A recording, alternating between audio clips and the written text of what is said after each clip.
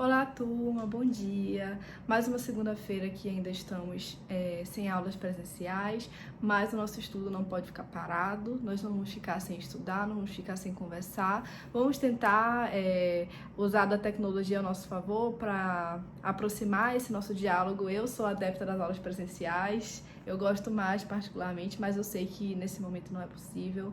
É um momento muito delicado para o Brasil e para o mundo. Nós temos que colaborar. Quem puder ficar em casa, assim como eu posso trabalhar em casa, fique em casa para que tudo se resolva mais rápido, normalize mais rápido, para evitar que pessoas do grupo de risco acabem contraindo essa doença e tenham mais problemas, para evitar que a gente seja um foco de propagação do vírus. Então, fique em casa. Se você é das pessoas que não pode ficar em casa, acontece também, então redobre seus cuidados de higiene, evite abraço, aperto de mão, sempre lavando a mão também, quando encostar em qualquer coisa, para a gente tentar controlar tudo isso mais rápido, voltar para a nossa vida normal o quanto antes. Eu estou bem positiva em relação a tudo isso, mas a gente tem que fazer a nossa parte. Então, para o nosso conteúdo não ficar prejudicado, eu enviei para vocês os slides na semana passada, mas eu acho que nada é igual à explicação, então eu fiquei com isso na minha cabeça, achei melhor gravar, mesmo que seja assim, amador, na minha própria casa,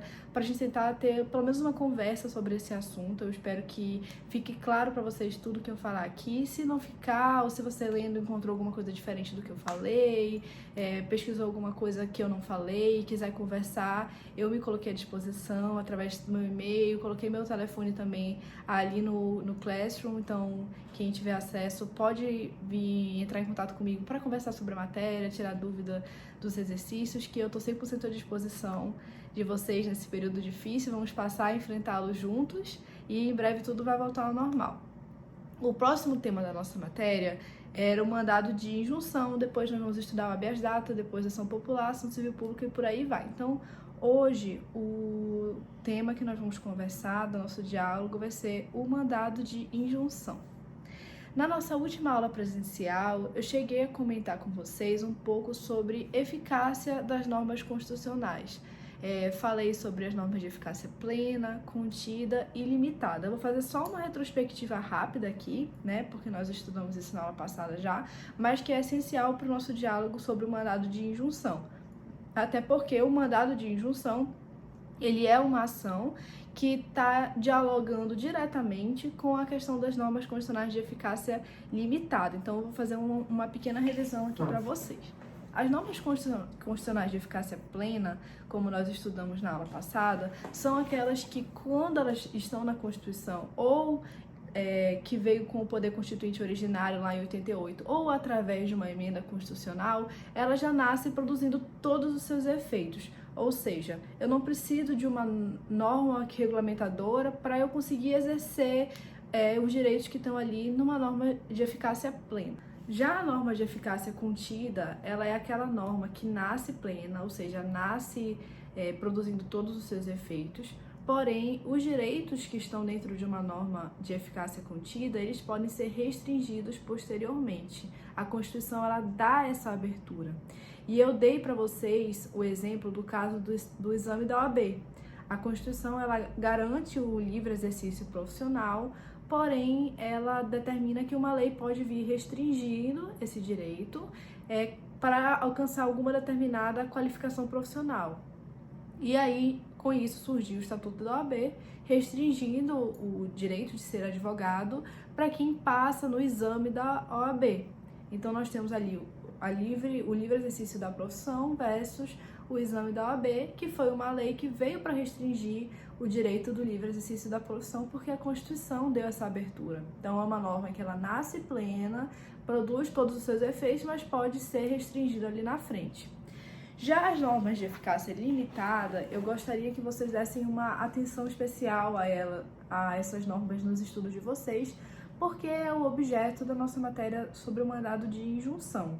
É essencial que eu tivesse feito essa diferenciação para vocês, porque o mandado de injunção, ele só vem nos casos de normas de eficácia limitada. Então, ele é exatamente para esse caso, onde a Constituição deu um direito, porém, ele depende de uma regulamentação para ser exercido.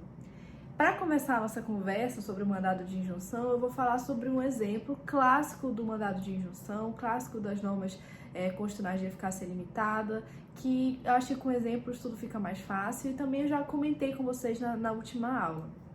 Para quem não estava, para quem não lembra, eu falei que o direito de greve dos funcionários públicos ele é o grande exemplo do mandado de injunção no direito brasileiro. Então, o que aconteceu, gente? A Constituição Federal, ali no seu artigo 37, inciso 7, determinou que existia o direito de greve para os funcionários públicos, mas ela deixou meio em aberto. O que ela falou? O direito de greve será exercido nos termos e nos limites definidos em lei específica. Ou seja, ela disse, o direito de greve vai ser exercido nos termos da lei. Aí a pergunta que fica é, cadê a lei? Até hoje não foi editada a lei de greve dos funcionários públicos. Porém, nós já temos a lei de greve da iniciativa privada. Então, o que aconteceu? Toda essa situação foi um objeto de um mandado de injunção ali lá atrás, para falar exatamente sobre isso. Olha, nós somos funcionários públicos, nós queremos ter o nosso direito de greve, a Constituição assegurou o nosso direito a fazer a greve, porém essa lei que a Constituição fala que vai regulamentar o nosso direito até hoje não foi editada, até hoje não foi publicada. Então como é que fica essa situação? A questão foi parar no Supremo, foi ali objeto de muitos diálogos sobre o que eles poderiam fazer diante dessa questão, e hoje entende-se, o Supremo decidiu, na verdade, que você vai aplicar para o direito de greve dos funcionários públicos a lei de greve da iniciativa privada, ou seja, o Supremo resolveu a situação desta forma. Nós estávamos ali diante de uma omissão do Poder Legislativo ao editar uma determinada norma, publicar uma determinada norma, onde o Poder Judiciário, o Supremo Tribunal Federal, foi lá e resolveu essa questão. Então, é sobre isso que nós vamos conversar nessa aula sobre o mandado de injunção. Espero que você já tenha tido uma ideia de qual é a situação que ele vai poder ser utilizada, porque nós vamos conversar muito sobre ele hoje. Ele é exatamente para essa situação da norma constitucional de eficácia limitada, onde não foi regulamentado esse direito e a pessoa precisa utilizá-lo, porém ela não pode ficar ali à mercê da falta de regulamentação do direito. Então a Constituição ela ficou preocupada que o legislador infraconstitucional demorasse muitos anos para regulamentar aqueles direitos que estavam ali, e ela trouxe a previsão no texto da Constituição originária do mandado de injunção, para que o Poder Judiciário pudesse reconhecer essa omissão legislativa e resolver esse problema, ou seja, suprir a falta da lei de alguma forma. Aí a pergunta que fica para vocês já irem pensando sobre os efeitos dessa decisão é: o Poder Judiciário vai editar uma lei, o que ele vai fazer? Bom, nesse caso da lei de greve, a gente já viu que foi aplicada por analogia a lei de greve da iniciativa privada para o poder público. Foi a forma como foi solucionada a questão naquele momento, mas a gente vai conversar um pouco sobre os efeitos da decisão no mandado de injunção, ou seja, o que pode ser feito e o que não pode ser feito. A previsão do mandado de injunção está no artigo 5º, que fala: conceder-se-á mandado de injunção sempre que a falta de norma regulamentadora torne inviável o exercício dos direitos e liberdades constitucionais e das prerrogativas inerentes à nacionalidade, à soberania e à cidadania. A Constituição deixa bem claro que o mandado de injunção ele vai ser utilizado quando houver a falta de uma norma regulamentadora. Além disso, além da previsão na Constituição, o mandado de injunção ele também tem uma lei própria, que é a Lei 13.300 de 2016, que tem um texto ali um pouco parecido com o texto da Constituição e trouxe algumas novidades, como, por exemplo, o caso do mandado de injunção individual e coletivo, que a Constituição não fala, e a lei do mandado de injunção traz essa possibilidade. Além disso, uma outra novidade também, essa lei ela é nova, como eu falei para vocês, de 2016, então ela está caindo bastante nas provas, vai exigir o conhecimento de vocês sobre essa matéria.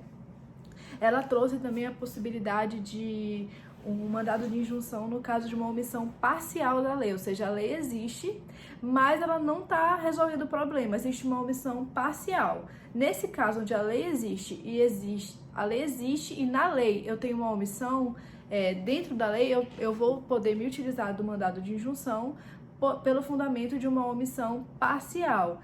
é o que trouxe o parágrafo único do artigo 2º da Lei do Mandado de Injunção, que foi uma novidade. O que o parágrafo único falou? Considera-se parcial a regulamentação quando forem insuficientes as normas editadas pelo órgão legislador competente. Ou seja, quando for insuficiente a norma, ela não estiver resolvendo totalmente a questão da regulamentação do direito, também vai caber o mandado de injunção. Então, afinal, gente, qual é o conceito do mandado de injunção? Qual que é a natureza jurídica dele? Ele é uma ação, porque ele é um instrumento processual. Ele tem cunho constitucional, porque é um remédio constitucional, está na Constituição, para garantir os direitos fundamentais. Pode ser proposta por qualquer interessado, ou seja, qualquer pessoa que esteja nessa situação, não esteja conseguindo exercer um direito por conta da ausência de uma norma regulamentadora, pode se utilizar do mandado de injunção, que tem como objetivo tornar viável o exercício de direitos e liberdades constitucionais ou prerrogativas relacionadas com a nacionalidade, soberania ou cidadania, que não estejam conseguindo ser exercidos, né, pela pessoa, em virtude da falta, total ou parcial, de norma regulamentando estes direitos. Ou seja, é uma ação constitucional ligada diretamente à omissão do poder público na edição de uma norma. Não é qualquer omissão do poder público, é a omissão do poder público relacionada a uma norma para regulamentar um direito da Constituição. Existe uma teoria chamada Síndrome da Inefetividade das Normas Constitucionais, que fala exatamente isso, que quando o legislador não edita uma norma regulamentadora necessária ao exercício do direito fundamental, eu estou diante de uma omissão inconstitucional, porque ele precisaria ter editado e não editou. Então, eu estaria diante de uma omissão, ou seja, é um comportamento omissivo que ofende a própria Constituição. Diante dessa situação, eu posso utilizar de dois instrumentos, do mandado de injunção e da ação direta de inconstitucionalidade por omissão, que a gente vai estudar um pouco mais lá para frente. Então, a gente vai focar nesse momento no mandado de injunção. Ele é uma ação constitucional propriamente brasileira, tem algumas coisas parecidas que são inspiradas em outros ordenamentos jurídicos, mas igual ao mandado de injunção é só no Brasil. A gente pode diferenciar do habeas corpus, que tem em vários outros países, mas o mandado de injunção propriamente dito, ele é uma ação brasileira. O próprio mandado de injunção, por muitos anos, ele não teve regulamentação. Como eu falei para vocês, a lei do mandado de injunção ela é nova, ela é de 2016, então até 2016 não tinha muito um parâmetro, na verdade utilizava-se a lei do mandado de segurança, o Código de Processo Civil, não tinha uma lei própria do mandado de injunção, isso que eu estou querendo explicar para vocês. A partir de 2016 que passou a ter, mas mesmo assim, se ela for omissa de alguma forma, eu vou poder usar as normas procedimentais do mandado de segurança e depois do CPC. Antes dessa lei ser editada, os juristas utilizavam as normas da lei do mandado de segurança, mas o ideal é que tenha a lei própria do mandado de injunção, e isso veio ali em 2016. Como eu falei para vocês, existem duas espécies de ausência de norma regulamentadora, total e parcial. Total, quando não existe nenhuma norma tratando sobre a matéria, e parcial, quando existe uma norma regulamentando, mas a regulamentação ela é insuficiente. E, em virtude disso, eu não consigo tornar viável o exercício do direito. Se o problema era exercer um direito e a norma não foi suficiente, eu ainda assim vou poder me utilizar do mandado de injunção. Além disso, o mandado de injunção ele também pode ser tanto individual como coletivo. Individual é aquele que a pessoa física ou a pessoa jurídica, também é importante esse detalhe, ele também pode ser impetrado por pessoa jurídica, em nome próprio, defendendo o seu próprio interesse, vai pedir ao Poder Judiciário que viabilize o exercício de um direito que não está sendo exercido por conta da ausência de uma norma. Ou ele pode ser coletivo, que aí o nosso pensamento ele vai alinhando ao pensamento que nós estudamos dentro do mandado de segurança coletivo, que é quando aquela omissão ela vai afetar mais de uma pessoa, ela vai afetar ali um grupo de pessoas, e essas pessoas vão se unir e ajuizar o seu mandado de injunção coletivo. A gente vai ver a questão da diferença dos legitimados. Eu também fiz uma tabela que está no material que eu enviei para vocês, falando quais são os legitimados para impetrar o MS coletivo, quais são os legitimados para impetrar o mandado de injunção coletivo, qual é a diferença entre eles. E a gente vai dar uma conversada sobre isso agora. Então, a legitimidade ativa, ou seja, quem vai ser o autor da ação, é a pessoa física ou pessoa jurídica, que está deixando de exercer um direito fundamental em virtude da ausência de uma regulamentação. Então, esse vai ser o legitimado ativo do mandado de injunção individual. Do coletivo, a lei de 2016, a lei 13.300 de 2016, que é a lei do mandado de injunção, ela trouxe ali os seus legitimados, o seu rol também, rol taxativo, ou seja, são só aquelas pessoas. E quem são essas pessoas? O Ministério Público, partido político com representação no Congresso Nacional, organização sindical, entidade de classe ou associação legalmente constituída e em funcionamento há pelo menos um ano, e a Defensoria Pública. Quais são as diferenças principais entre a lei do mandado de segurança coletivo e a lei do mandado de injunção coletivo? No mandado de segurança coletivo, Ministério Público e Defensoria Pública não são legitimados, mas no mandado de injunção são. Então, o rol do mandado de injunção coletivo é maior do que o do mandado de segurança coletivo, porque ele traz mais legitimados. Além dos legitimados do mandado de segurança coletivo, ele acrescentou o MP e a Defensoria Pública. Isso também está no material que eu passei para vocês. Então, mais do que nunca, é importante nesse momento que vocês leiam o material com cautela, porque a nossa aula tá sendo dessa forma, né, virtual, e não é a mesma coisa do que fisicamente. Então, eu preciso que vocês leiam o material que eu passei para vocês, para até ter dúvidas, conversar, questionar um pouco, a gente conseguir fazer esse diálogo mesmo que à distância. Então, o legitimado passivo do MI vai ser aquela pessoa, aquele órgão que tinha que editar a norma. Então, quem é que tinha que editar a norma? É o Congresso Nacional? Então, ele vai ser o legitimado passivo. Era uma lei? Então, vai ser o Congresso Nacional. Era uma resolução? O que era? Então, se for, por exemplo, uma resolução de trânsito, vai ser o CONTRAN. Então, o legitimado passivo, ou seja, o réu do mandado de injunção, vai ser aquela pessoa, ou seja, aquele órgão, que tinha a atribuição de editar a norma que não foi editada. Então, esse é o raciocínio que você tem que fazer. Qual é a norma? É uma lei? Então, o réu vai ser o Congresso Nacional. Qual é a norma? É uma resolução de trânsito? Então, o legitimado vai ser o CONTRAN. Qual é a norma? Qual é? É um decreto? É uma resolução? É uma lei? E aí, a partir disso, a partir desse raciocínio, vocês vão conseguir indicar, dizer quem vai ser o legitimado passivo dentro do mandado de injunção. Então, o procedimento, ele vai ser regulamentado, ele foi regulamentado pela Lei 13.300 de 2016. Caso essa lei seja insuficiente, nós podemos utilizar a lei do mandado de segurança e, subsidiariamente, o Código de Processo Civil. Mas o que é o procedimento, gente? O procedimento é como vai se dar o processo. Então, ele vai começar com a petição inicial e a gente vai conversar a partir daí. Também é imprescindível que vocês leiam essa lei do mandado de injunção para ter uma noção global de como que vai se dar essa ação. A questão da participação do Ministério Público, a gente vai ver um pouco agora nessa aula, um pouco mais lá na frente. Então, o processo do mandado de injunção, assim como qualquer outro, ele vai iniciar ali com a sua petição inicial. E a petição inicial do mandado de injunção, ela preenche os requisitos gerais da petição inicial do CPC, que está no artigo 319 e 320, onde você vai ter que indicar qual é o juiz, ou seja, uma vara civil, uma vara criminal, qual que é a vara, o juiz onde você vai dar entrada na sua petição inicial. É o STF, por exemplo? Onde que você vai dar entrada nessa petição?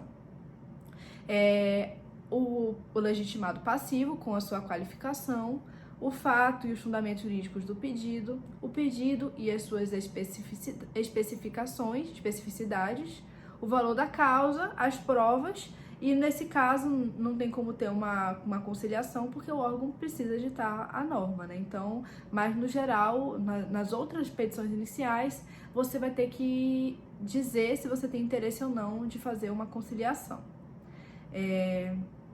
Eu comentei com vocês em sala de aula também que o novo CPC, ele trouxe um princípio, que é o princípio da primazia da resolução do mérito da causa. Então, sempre que for possível eu resolver ali um problema na petição inicial, mandar que seja emendada a petição inicial, eu vou preferir fazer isso do que indeferir de plano. Então, para o mandado de injunção, aplica-se o mesmo raciocínio. Se faltar algum dos requisitos da petição inicial, eu vou preferir emendar a petição inicial, corrigir esse requisito que ficou faltando, do que já sair indeferido de plano essa ação do mandado de injunção. Esse dispositivo é o 321 do CPC, que fala sobre a oportunidade da parte para sanar um vício no prazo de 15 dias. Isso serve tanto para a lei do mandado de injunção, como para as ações em geral, porque é um novo princípio do novo Código de Processo Civil, da primazia da resolução de mérito da causa. Após o recebimento da petição inicial, o juiz ou relator ele vai ter que notificar a parte ré, ou seja, de quem é a iniciativa dessa lei. É do Congresso Nacional? É do presidente? Então, eu vou ter que notificar a pessoa, né, a parte ré da ação, sobre o conteúdo da petição inicial, com a cópia da petição inicial, para que ela preste informação no prazo de 10 dias. Além disso, eu também tenho que dar ciência para o órgão de representação judicial da pessoa jurídica. Gente, se eu estou processando o presidente, o governador, o estado, eles têm um órgão, a UEA, por exemplo, eles todos vão ter um órgão que vai fazer a sua defesa no Poder Judiciário. É para isso que nós temos a AGU, a Procuradoria do Estado e a Procuradoria do Município. E nesse caso, eles também vão ter que ser intimados no processo do mandado de injunção, até porque é eles que vão fazer a defesa judicial. Além disso, eu também tenho que dar obrigatoriamente oportunidade do Ministério Público de se manifestar no processo do mandado de injunção no prazo de 10 dias. E após a manifestação da parte, através da petição inicial, do réu e da sua Procuradoria Jurídica e do Ministério Público, o processo vai ficar concluso para a decisão. Pode ser a sentença ou pode ser um acordo, dependendo de qual a competência para julgar esse mandado de injunção. Além disso, um ponto muito importante que eu queria que ficasse destacado para vocês é que no mandado de injunção não existe a possibilidade de concessão de medida liminar. Então, a lei do mandado de injunção, que é a lei 3.300, ela não trouxe essa previsão, ou seja, não existe essa possibilidade. E além disso, antes da lei, já havia outras decisões do STF falando que não existia a possibilidade de cabimento de liminar em mandado de injunção. Agora eu vou dar uma pequena pausa para a gente conversar um pouco especificamente sobre a eficácia da decisão do mandado de injunção, que eu acredito ser o ponto mais importante e mais polêmico dessa matéria.